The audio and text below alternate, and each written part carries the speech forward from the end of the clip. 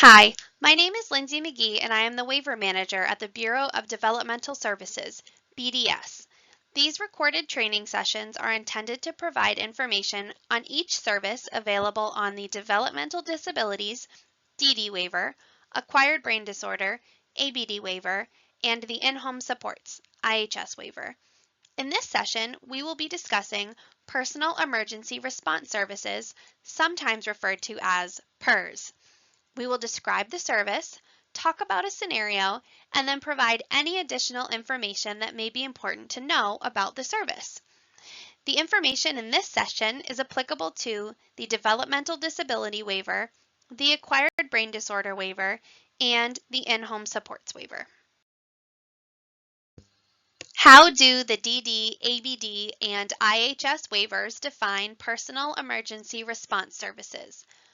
Personal Emergency Response Services, or PERS, are smart technology devices that enable individuals to summon help in an emergency, including but not limited to wearable or portable devices that allow for safe mobility, response systems that are connected to the individual's telephone and programmed to signal a response center when activated, staffed and monitored response systems that operate 24 hours a day, 7 days a week, and any device that informs of elopement, such as a wandering awareness alert.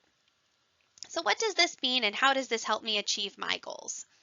Personal emergency response services are smart devices that help individuals get assistance quickly in an emergency. Now we will walk through a fictional scenario of an individual who is accessing personal emergency response services. Alex is a 28-year-old man with a developmental disability who has recently moved into his own apartment. Alex has not previously lived independently and is excited to do so.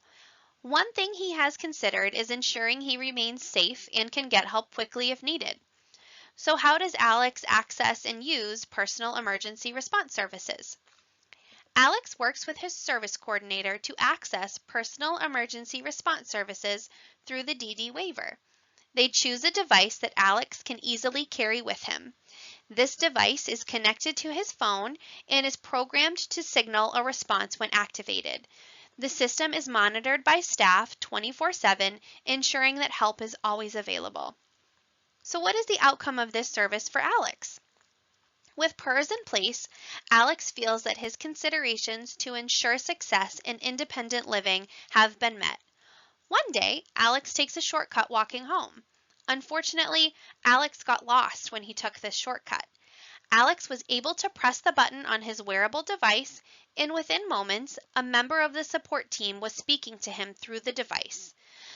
They quickly assessed the situation and asked Alex what type of support he needs, whether he would like to call for someone to meet him at his location, or if he would like help with directions.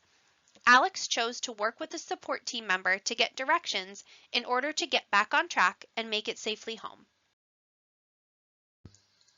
Lastly, we will discuss any potential service limits and requirements that must be included in the individual service agreement.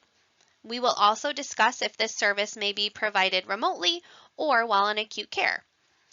When a service can be offered remotely, it means you don't have to be physically present at a specific location to use it. When services can be accessed in acute care, it means that individuals who are in a hospital or another urgent care type facility can still receive these important services. When waivered services have limits, it means there are specific restrictions or caps on the type, amount, or cost of services that can be provided under a waiver program.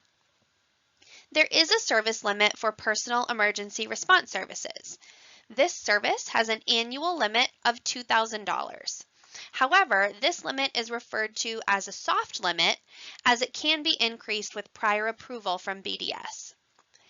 Personal emergency response services may not be provided remotely, however, they can be provided in acute care. For requirements in the individual service agreement, there must be a description of personal emergency response service needs identified. Thank you. If you have any additional questions regarding personal emergency response services, please email bds@dhhs.nh.gov.